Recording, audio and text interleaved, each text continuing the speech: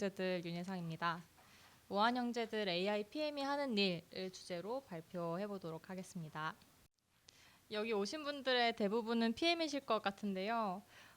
AI 과제를 많이 해보신 분들도 계실 것이고 이제 막 시작하시는 분들도 계실 것 같아요. 그래서 내용을 다양하게 준비를 해봤습니다. 먼저 제가 AI 조직으로 이동한 이유, 업무를 하면서 느낀 AI PM과 일반 PM의 차이점, AI 과제에서 고려해야 하는 것들과 AI 과제를 만드는 방법을 하나씩 소개시켜 드리도록 하겠습니다. 왜 나는 AI PM이 되었는가? AI 조직들이 생긴 지 얼마 되지 않았죠. 저도 원래는 제품팀 PM이었습니다. 이 D트랙의 직전 세션에서 버즈팀 발표를 들으신 분 혹시 계실까요? 저는 원래 버즈팀의 PM이었는데요. 버즈라는 프로덕트가 없을 때부터 맨땅에서 버즈를 만들고 발전시킨 제품팀 PM이었습니다. 제가 자식 같은 프로덕트를 두고 AI실로 이동을 하게 된 건 GPT 등장의 시점인데요. 모두가 그러셨겠지만 GPT의 등장에 저는 큰 충격을 받았습니다. 버즈가 마케터들이 SQL 쿼리를 작성할 줄 몰라도 화면에서 클릭만 해서 원하는 대상 고객을 추출할 수 있도록 바꾼 툴인데요. 열심히 클릭으로 이걸 가능하게 만들었더니 GPT가 클릭력을 대화형으로 넘어가야만 하는 상황을 만든 거죠. 이제 외부 툴들이 대화형 기능을 붙여서 버즈를 대체를 하기 전에 버즈에 먼저 대화형 기능을 붙여야겠다 생각을 했는데 당장의 작업들이 급해서 진행이 어려웠습니다. 근데 조금 더 생각해보니까 GPT의 등장은 클릭 기반의 서비스들 상당수를 대화형으로 변화하게 하는 비가역적 푸시였고 배민 앱도 이 트렌드를 피해가지 못할 것이라 생각을 했어요. 더 나아가서 챗GPT에서 치킨 주문해줘와 같은 오더가 가능해지고 AI 냉장고가 계란이 떨어졌는데 주문해줄까요? 라는 제안을 하고 사용자가 승인을 하면 저희 앱은 API만 제공하는 씬이 생길 수도 있겠다라는 생각이 들었습니다. 우선 인프라가 깔리면 사람들은 편리한 방향으로 이동하기 마련이니까 GPT나 AI 냉장고가 기술적으로 준비되는 시점에 맞춰서 저희도 내부적으로 준비를 하고 선점 효과를 누려야 되지 않을까 했어요. 그런데 이런 일을 하려면 AI실로 이동을 해야겠는 거죠. 마침 그때 사내 이동 포지션이 열려서 이동을 하게 되었습니다.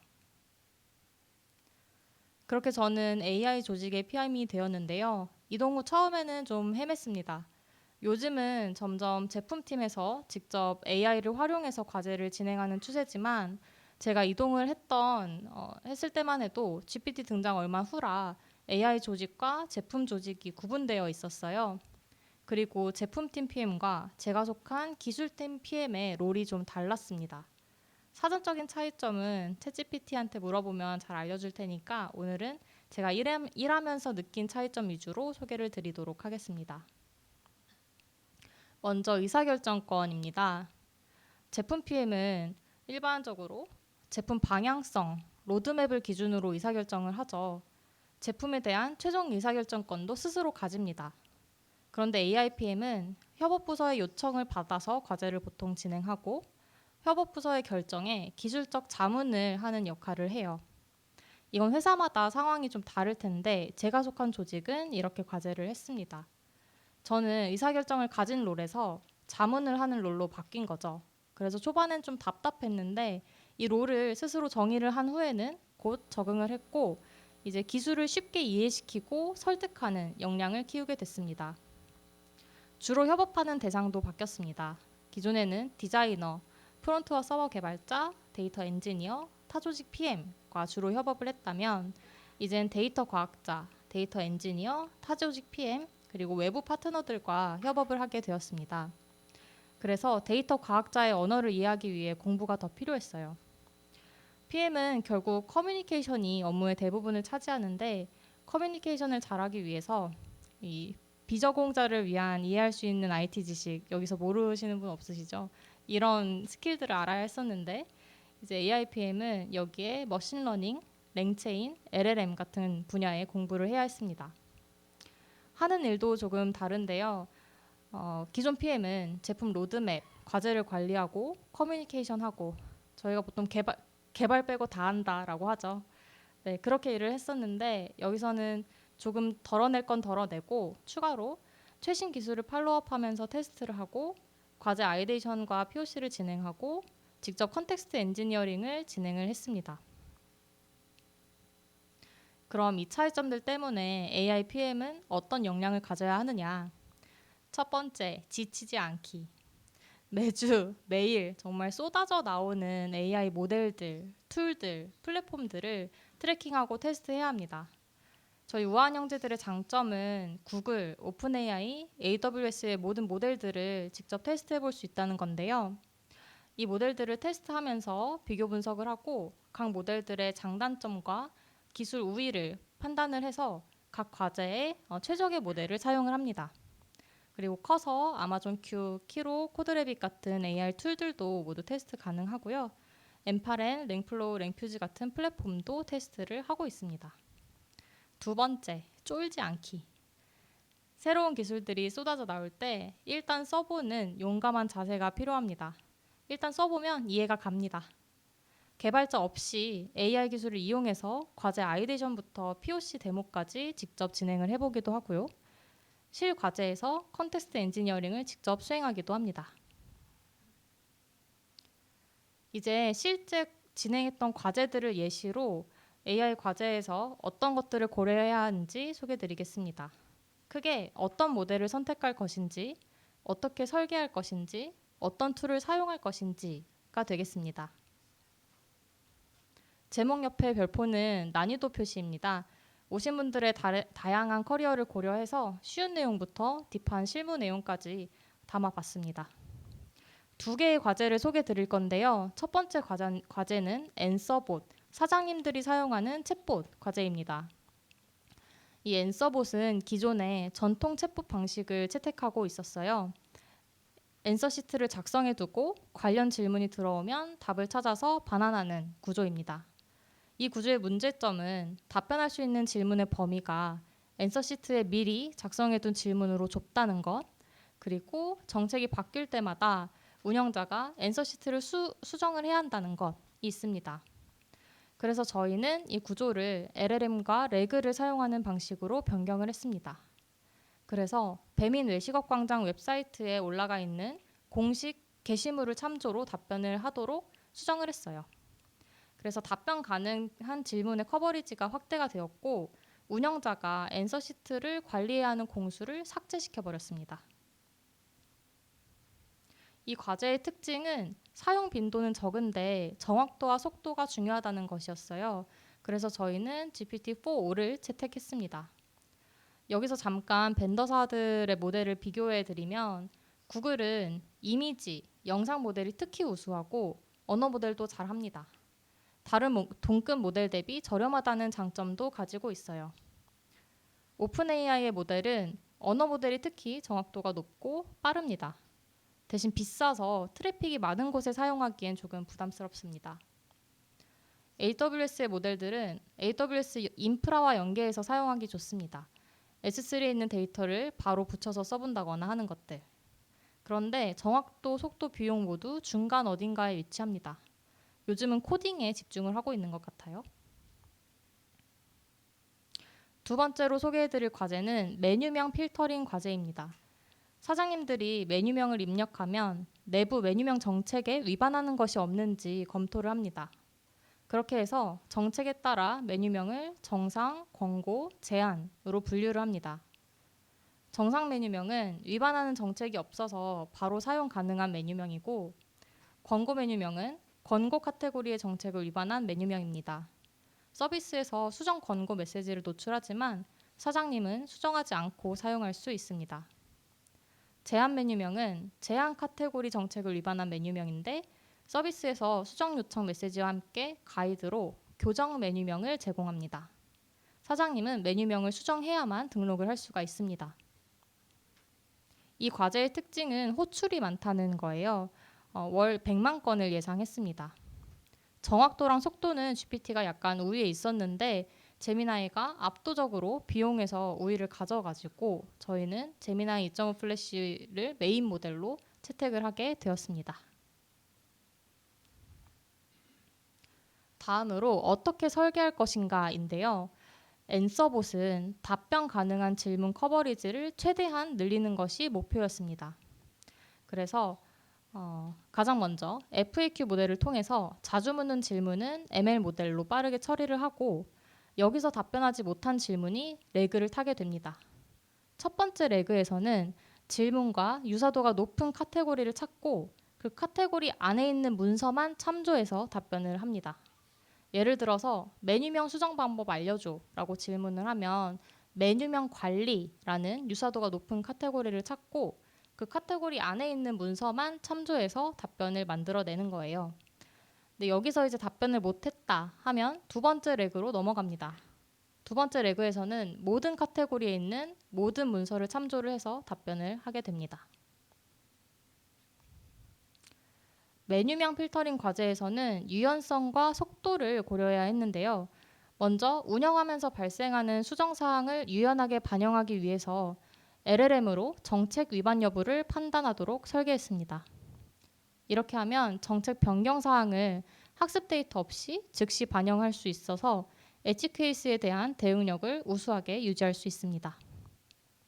예를 들어서 제한 키워드였던 시그니처 같은 키워드가 운영하면서 허용 키워드로 변경이 되어야 할 때 ML 모델을 사용한 경우에는 변경을 위해서 대량의 학습 데이터를 새로 만들고 재학습을 시켜야 하는데요.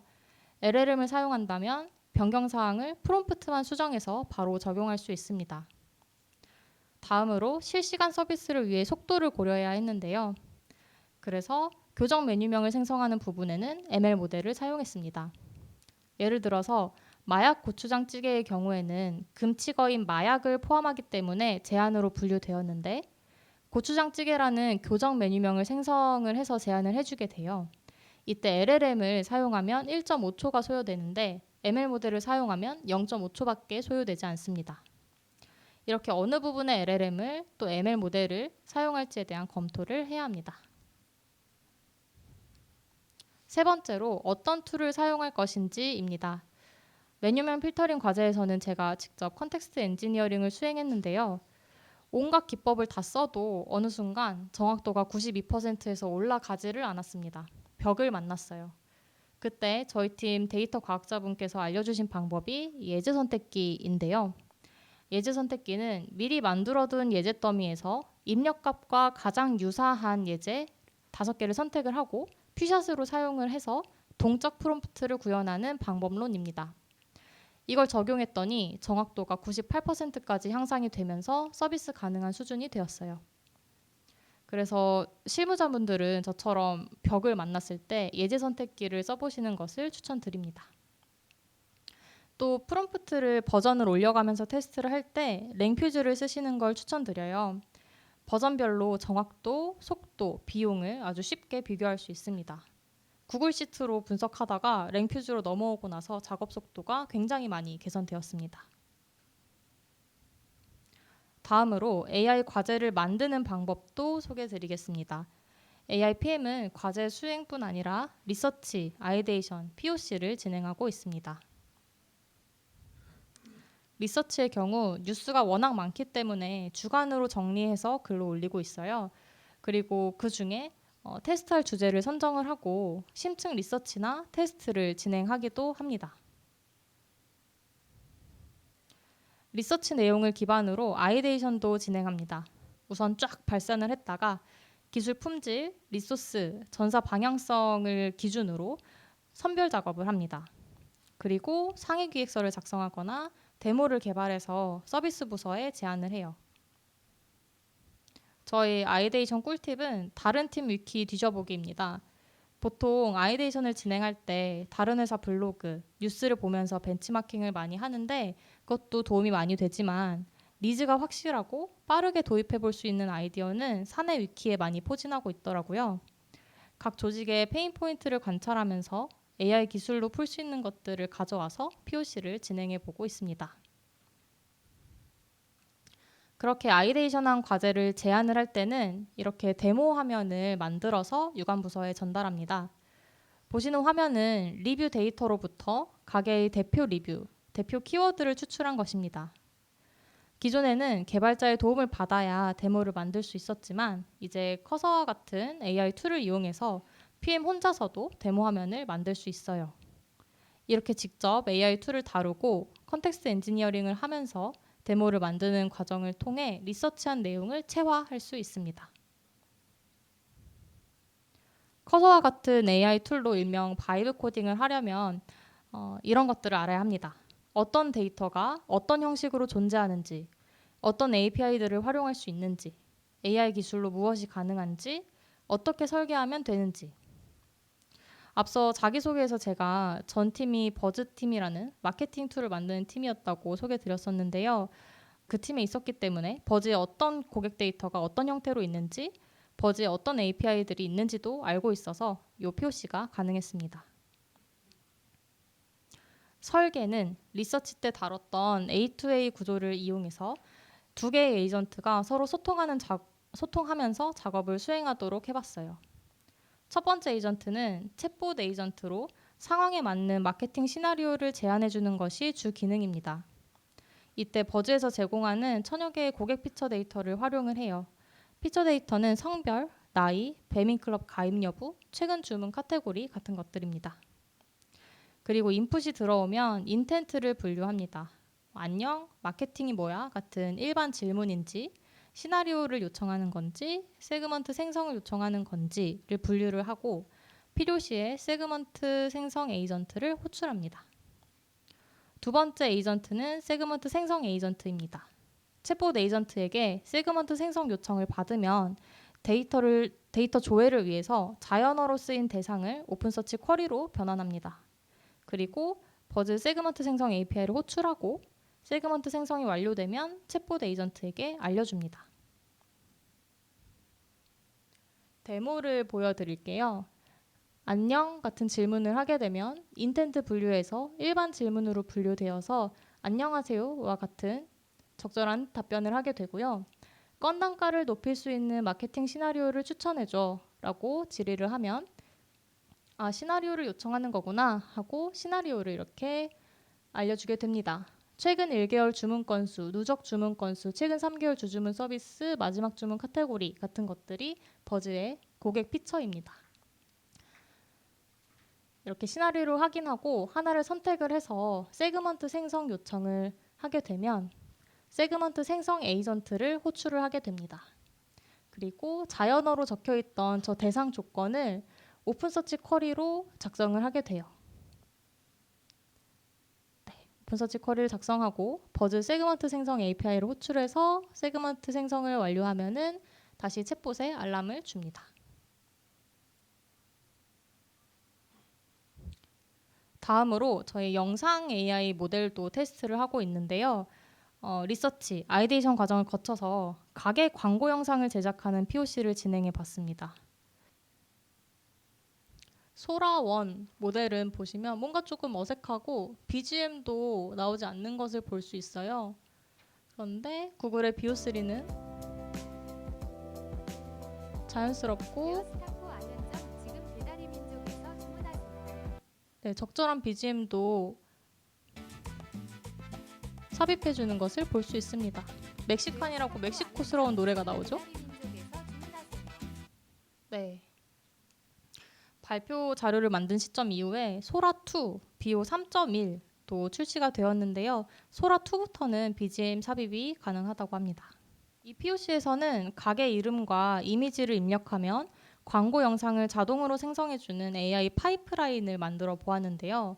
왜 파이프라인을 만들었냐면 가게 카테고리, 뭐 피자, 족발, 중식 같은 것, 그리고 입력한 이미지의 특징, 단품 음식 사진인지 조리 모습인지 같은 것들에 따라서 영상을 만들기 위한 프롬프트를 수동으로 작성을 해야 했는데요. 이게 서비스화가 되면은 수많은 가게들에 대한 광고 영상을 하나씩 수동으로 만들 수 없잖아요. 그래서 이 부분을 자동화하기 위해 파이프라인을 만들어서 입력한 가게 이름과 이미지를 AI가 분석을 하고 영상 생성 프롬프트를 적당하게 알아서 생성하도록 구현을 해봤습니다. 또 아까처럼 새로운 모델이 계속해서 나오는데 이 모델만 변경을 해보면서 어떤 것들이 개선됐고 얼만큼 발전을 했는지를 트래킹해야 하거든요. 그것도 용이하게 하기 위해서 파이프라인이 필요했습니다. 그래서 이렇게 4가지 모듈로 구성된 파이프라인을 만들어 봤는데요. 가게 이름과 이미지를 입력하면 이미지를 분석하고 이미지 설명문을 반환합니다. 이 이미지 설명문을 다시 받아서 영상 프롬프트를 생성하고 이 영상 프롬프트로 영상을 생성하고 이 영상에 마지막으로 나레이션 후처리를 해서 최종 영상을 만들어냅니다. 이 과정도 데모 영상을 준비해 왔는데요. 가게 이름, 베어스타코 아현점을 입력을 하고요. 이미지를 또 인풋으로 줍니다. 그리고 광고 영상 생성 시작을 누르면 모듈 1에서 이미지를 분석을 해서 이미지 분석문을 만들어 줍니다. 이 타코는 생선튀김, 양념새우, 짭짤한 소고기를 이용한 타코다. 그리고 이 설명문을 이용해서 영상 생성을 위한 프롬프트를 만드는데요. 몇 초부터 몇 초까지는 어떤 영상을 찍어줘 하는 지시들이 들어가 있는 프롬프트입니다. 그리고 이 프롬프트로 영상을 지금 만들고 있고요. 네, 다 만들어졌습니다. 다운로드해서 보면은 네, 타코 영상 잘 만들어진 것을 볼 수가 있습니다.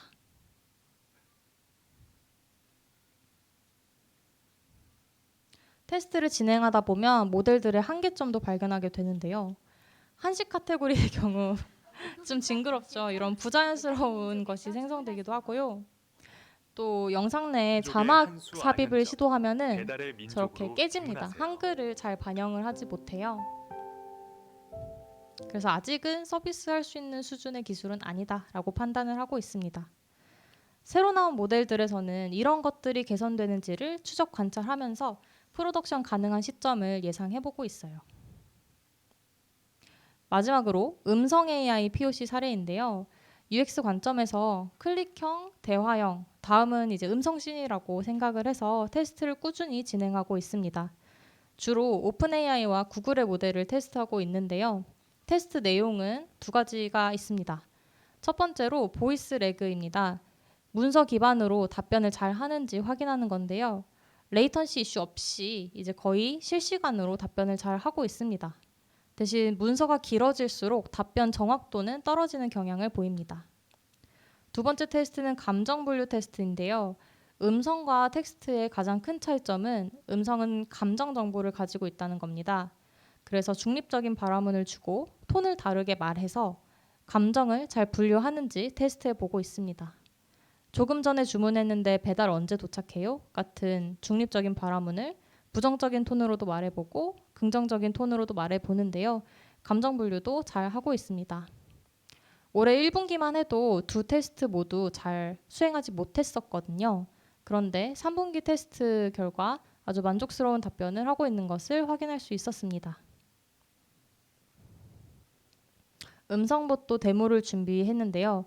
전화로 주문을 하는 씬은 너무 흔하니까 사장님에게 전화를 걸어서 즉시 할인이라는 상품을 영업하는 음성봇을 만들어 봤습니다. 여기엔 A4 용지 5장 분량의 즉시 할인 상품 가이드만 제공을 했어요. 영상이 길어서 제가 1.2배속 해왔습니다. 입니다. 지금 잠깐 통화 괜찮으실까요? 네, 괜찮아요. 볼륨 좀 올려주실 수 있으실까요? 잠시 시간 내주셔서 감사합니다. 오늘은 배달의 민족 직시 할인 상품에 대해 간략하게 안내해드리려고 전화드렸어요. 혹시 직시 할인에 대해 들어보신 적 있으실까요? 아니요, 처음 들어요. 아, 그러시군요. 직시 할인은 고객분들이 주문하실 때 바로 할인을 받을 수 있게 해드리는 서비스예요. 가게 입장에서는 주문 전환율을 높이고 새로운 손님들을 가게로 끌어오는 데 도움이 될 수 있습니다. 들리시죠? 사장님, 혹시 매장 매출 향상에 관심 있으실까요? 관심 있죠. 네, 그럼요. 이 직시 할인을 활용하시면 고객들이 주문 금액에서 바로 할인을 받을 수 있어서 주문할 가능성이 더 높아지거든요. 예를 들어 고객이 1,000원이나 2,000원 바로 할인을 받으면 주문할 때 더 기분 좋아하시겠죠? 그래서 주문 건수가 늘어나는 효과를 볼 수 있습니다. 정액 할인을 하실 수도 있고 아니면 주문 금액의 일정 퍼센트를 할인해드리는 정률 할인한 방식도 있어요.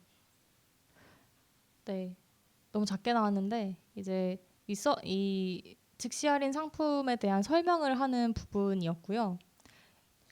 한 한 영상을 제가 2개로 쪼개 온 건데 뒷부분은 이제 사장님의 상황에 맞게 음성보시 컨설팅을 해주는 부분입니다. 사장님 가게에 맞는 방식으로 선택하실 수 있습니다. 혹시 궁금하신 점 있으실까요? 저는 횟집을 하고 있는데 어떤 타입의 상품이 좋을까요? 횟집을 하시는군요. 횟집이라면 객단가가 비교적 높을 수 있으니 정률 할인이 더 효과적일 수 있습니다. 예를 들어 10% 할인을 설정하고 최대 할인 한도를 두시면 손님들은 주문 금액이 커질수록 더 큰 할인을 받게 되어 만족도가 높아지고요. 사장님은 객단가를 높이는 효과를 보실 수 있습니다. 물론 할인 금액이나 한도는 사장님의 가게 상황에 맞춰 직접 정하실 수 있습니다. 더 궁금한 점 있으실까요? 가입은 어디서 해요? 가입은 어디서 해요? 가입은 배달의 민족 사장님 앱이나 웹사이트에서 신청하실 수 있습니다. 저희 고객센터에 전화 주시면 신청 과정도 자세히 안내해 드릴 수 있고요. 언제든지 편하게 연락 주세요. 더 궁금하신 점은 없으실까요? 네네, 가입할게요. 감사합니다. 언젠가 이런 CS4의 씬이 가능하지 않을까 기대를 하고 있습니다. 음성 AI는 다른 기술들과 다르게 도입할 때 고려해야 할 점들이 좀 많아요. 보안과 프라이버시 이슈를 고려해야 합니다. 음성으로 카드 번호나 개인정보를 처리할 때 위험할 수 있고요. 그래서 강력한 사용자 인증 체계, 데이터 암호화 같은 보호 장치를 마련을 해야 합니다. 외부 모델 대신에 STT 모델, 이상 패턴 감지 모델을 직접 만들어서 사용하는 것도 방법이고요. 카드 번호를 음성으로 말하지 않도록 하는 정책 같은 것들의 필요성도 기술팀에서 서비스팀에 먼저 제안을 할 수 있습니다. 이렇게 기술 프로덕션 가능 시점을 예측을 해보면서 리스크에 대한 선제적인 파악을 하면서 준비하는 것도 AI PM의 롤입니다. 마지막으로 POC를 진행하면서 느낀 점을 공유 드릴게요. 장점은 리서치한 내용을 이론으로만 남기는 게 아니라 내가 사용할 수 있는 도구와 역량으로 치환할 수 있습니다. 직접 해보는 것과 안 해보는 건 큰 차이가 있습니다. 같은 관점에서 기술 동향을 파악하는 것만 아니라 눈으로 손으로 테스트를 해봄으로써 프로덕션 가능 시점을 파악할 수 있습니다. 또 기획 문서로만이 아니라 데모 화면을 보여줌으로써 협업 부서를 설득하는 게 용이해집니다. 한계점도 존재합니다. 바이브 코딩의 결과물을 제가 평가할 수가 없어요.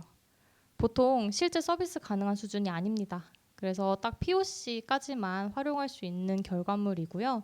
그 이후로 실과제화가 된다면은 개발자의 리빌딩이 필요합니다. 어느덧 발표를 마무리할 시간인데요.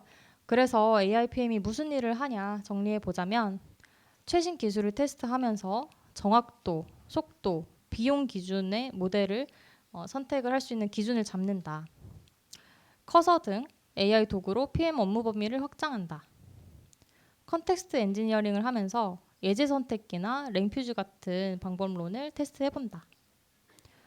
과제 아이데이션과 표시를 진행하면서 기술 조직에서의 과제 발굴을 하고 서비스 가능 시점에 대한 준비를 하고 하면서 느낀 이제 제가 생각하는 AI PM의 가치는 기술과 비즈니스 간의 다리 역할을 하는 것, 그리고 가능성을 현실로 만드는 실행력에 있다고 말씀드리고 싶습니다.